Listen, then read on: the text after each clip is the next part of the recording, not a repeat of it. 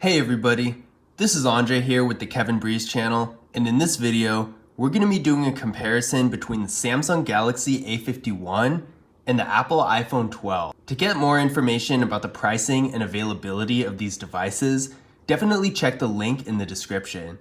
The link for the Samsung Galaxy A51 will actually take you right to the phone on Samsung's website, where a lot of the time they have some great trade-in deals that you might not be able to find anywhere else. That being said, let's get started. So the Samsung Galaxy A51 has a 6.5-inch Super AMOLED display with a resolution of 1080p, a PPI of 405, and an aspect ratio of 20:9. We got a hole punch right here for the front-facing camera, and this camera is 32 megapixels. I gotta say, these hole punch cameras do look really nice. The iPhone 12 has a 6.1-inch OLED display with a resolution of 1170 by 2532, a PPI of 460, and an aspect ratio of 19.5:9. The front-facing camera on the iPhone is right here on this notch, and this camera is 12 megapixels. So overall, both of these phones do have really good displays.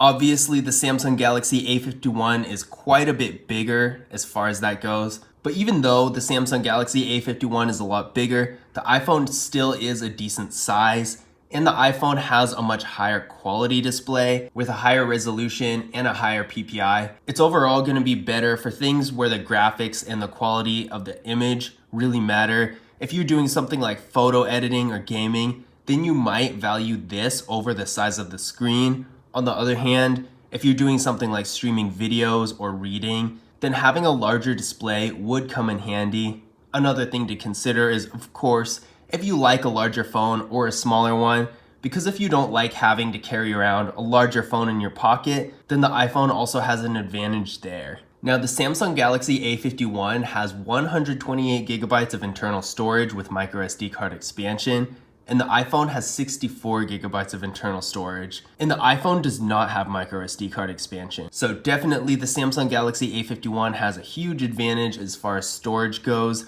Not only does it have double the storage as this iPhone, but it also has the option for microSD card expansion. So if you have a ton of photos and videos that you need to store on your phone, then you can use a microSD card for that, and then save the internal storage on the phone itself for things like apps. If you have larger apps like games, this is definitely going to come in handy. The iPhone with 64 gigabytes of internal storage really isn't bad either, but 64 is really my minimum.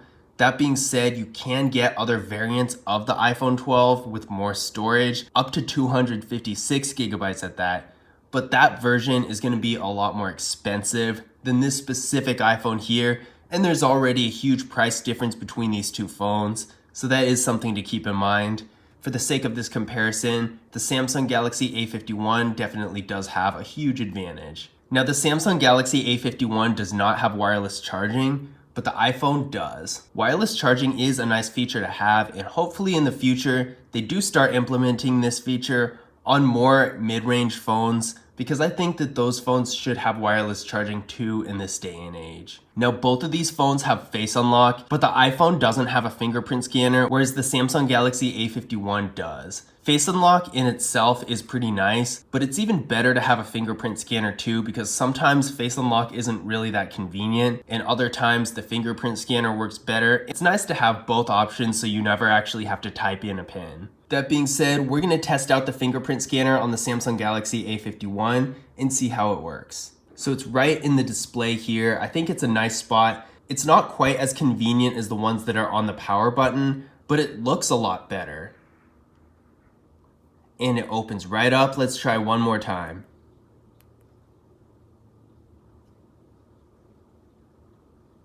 There we go after the second try. And on that second try, I intentionally put my thumb in a weird angle just to see how well it read it. And it still opened up perfectly on the second try. So this fingerprint scanner is really good. I have to admit, the first time I ever saw an in-display fingerprint scanner, I was a little skeptical of it. I wasn't really sure how well it was actually going to work. But this fingerprint scanner really does work well. Now, taking a look at the camera setups of these two phones, the Samsung Galaxy A51 has a 48 megapixel rear camera, a 12 megapixel ultra wide camera, a 5 megapixel depth sensing camera, and a 5 megapixel macro camera. The iPhone 12 has a 12 megapixel rear camera and a 12 megapixel ultra wide camera. So they have pretty comparable features. The one thing the iPhone doesn't have that the Samsung Galaxy A51 does have is a macro camera. Now the macro camera is useful in some situations, but if I had to choose between the two, I would always choose the ultra wide camera. So I am glad that the iPhone has an ultra wide camera instead of just a macro camera, because I've seen that on some phones. And usually if there's no ultra wide camera but there is a macro camera, I really don't care about the macro camera just because it only has one purpose that I don't really think is that applicable to real life. I mean, it's cool and everything, but it still only has one purpose, whereas with the ultra wide camera, you could take a picture of a large object, you could do group pictures, so many different uses, whereas with the macro camera, the only thing you can do, of course, is just zoom in on small details of an object. And unless you're doing photography or something like that, I don't really see that much of a use in it. So these are a couple pictures taken by the regular cameras of these two phones. This one was of course taken by the Samsung Galaxy A51, and as you can see, it is a pretty decent picture. I would say the shadows are a little bit too strong for my taste, and the lighting and exposure in general do have some room for improvement. This picture was taken with the iPhone, as you can see here. A big difference. The shadows and exposure and the lighting and really everything with the iPhone are all much higher quality than they are in the picture taken by the Samsung Galaxy A51. I do think the iPhone handles lighting a lot better. And if you look really closely, the colors and the image in general are a lot sharper. That being said, the Samsung Galaxy A51's picture really isn't bad. If you're not comparing it to the iPhone, then it really doesn't look all that bad. I still do think it's a decent, usable picture. If you're using your camera just for casual purposes, or even if you're doing something on social media or something like that, it's really not going to be a bad camera. But if you're using your phone for more professional purposes, something beyond social media, something like a website and stuff like that, I definitely would say the iPhone does have a pretty big advantage there. Now these pictures were taken by the ultra wide cameras of the two phones. I tried to get the exact same angle for comparison purposes, but as you can see, it's a little bit off. I think they are about the same as far as wideness goes. And again, the main difference between the two is the lighting. Both of them have great quality, especially for an ultra wide camera. And the Samsung Galaxy A51 really did impress me because I was not expecting it to be this good.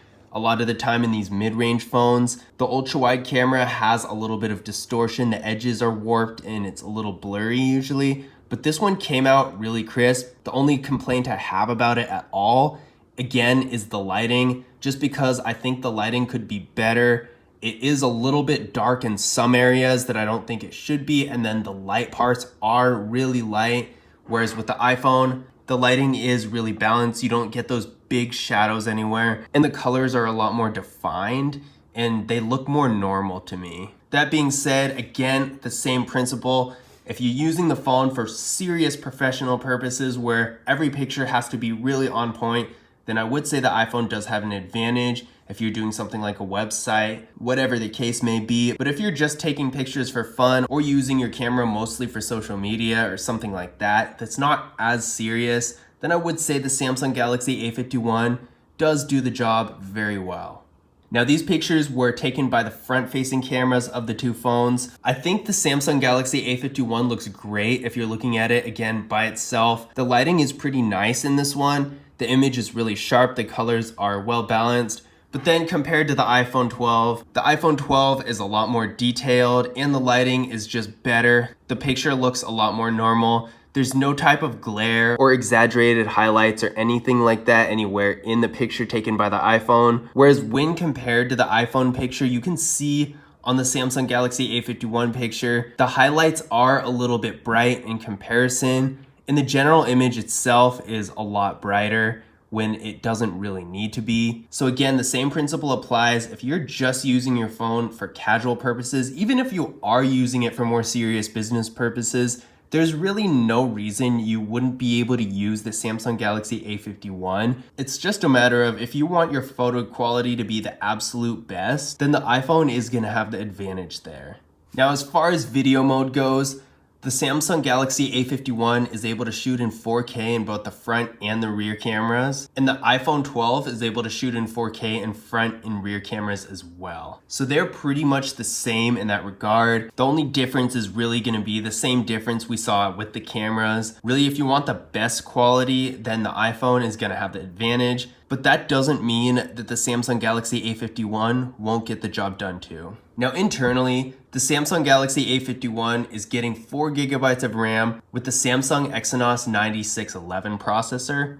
We ran a Geekbench 5 benchmark test on this phone, and it came back with a single core score of 348 and a multi-core score of 1219. The iPhone 12 is also getting 4GB of RAM with the Apple A14 Bionic processor. We ran the Geekbench 5 benchmark test on this phone as well, and it came back with a single core score of 1591 and a multi-core score of 4089. So you can see there's a huge difference here. The single core score of the iPhone 12 is actually higher than the multi-core score of the Samsung Galaxy A51. So there's gonna be a big difference in processing power here. If you're doing casual things like browsing the web, doing social media, just basic phone functions, then the Samsung Galaxy A51 is gonna be completely fine. If you're doing more intense things like photo and video editing and gaming and that sort of thing, then on one hand, the Samsung Galaxy A51 is most likely going to be able to run a lot of those things, but also have a little bit of trouble the more intense your activities get, whereas the iPhone is probably not going to have trouble with anything at all. This phone has the processing power to do almost anything. It's really designed to run the most demanding apps on the market. So if you're doing some intense gaming, or if you're doing video editing or anything like that, then the iPhone is going to have a huge advantage over the Samsung Galaxy A51. Now there's also a huge difference in battery. So the Samsung Galaxy A51 has a 4000 milliamp hour battery, and the iPhone 12 has a 2815 milliamp hour battery. So you can tell there's a huge difference. On one hand, with a 4000 milliamp hour battery, the Samsung Galaxy A51 doesn't have the biggest battery in the world, but it's definitely a pretty big battery. And it's gonna give you a lot of longevity, not only per charge, but also as the battery degrades, you're not gonna notice it as much. Whereas with the iPhone 12, the other day I did some videos with one of the cheapest track phones I've ever seen, and that phone had a bigger battery than this iPhone. And I thought that battery was small until I started doing iPhone videos. Long story short, the iPhone has a very small battery. So when compared to the Samsung Galaxy A51 that has a decently large battery, it's definitely gonna be at a disadvantage here. The Samsung Galaxy A51 is gonna give you a lot more longevity and a lot more power out of the battery. Now in conclusion, which one of these devices is better? I would say that for most practical applications, the iPhone is gonna have almost every advantage over the Samsung Galaxy A51. The main advantages of the Samsung Galaxy A51 are the storage space, the fact that it has a fingerprint scanner, and the battery. Everything else is gonna go to the iPhone. The iPhone has a much faster processor, a much better camera, and a higher quality display. So if you're using your phone for serious professional purposes and you wanna get the best quality out of it as you can, then I would say the iPhone would have the advantage. But if you're not, then you really do need to think about what you actually need out of your phone. If you're on the go a lot and can't plug your phone in all the time, then the battery life is really gonna come into consideration here. The Samsung Galaxy A51 is gonna give you a lot more life than the iPhone, and if you're constantly using your phone, then that is gonna really matter. The other thing is, do you really need a camera and a processor that's that high quality? If you're not gonna really use it, then I definitely don't think it's worth it because the iPhone is much more expensive than the Samsung Galaxy A51. So at the end of the day, if you're not really doing anything beyond maybe a couple social media posts at best, then the Samsung Galaxy A51 is most likely gonna fit your needs better. And if you're not doing any video editing or photo editing or gaming, anything like that, then again, the Samsung Galaxy A51 is most likely gonna be more than enough phone for you, and you don't need to spend almost quadruple the price on the iPhone 12. But I hope you guys enjoyed the video. Remember, for more information on the pricing and availability of these phones, definitely check the links in the description. The link for the Samsung Galaxy A51 is actually gonna take you right to the phone on Samsung's website, where a lot of the time they have some great trade-in deals that you might not be able to find anywhere else. And for just general information about the devices, be sure to watch the full reviews on the channel. That being said, if you guys enjoyed the video, be sure to leave a thumbs up and subscribe. And as always, I'll see you guys in the next video.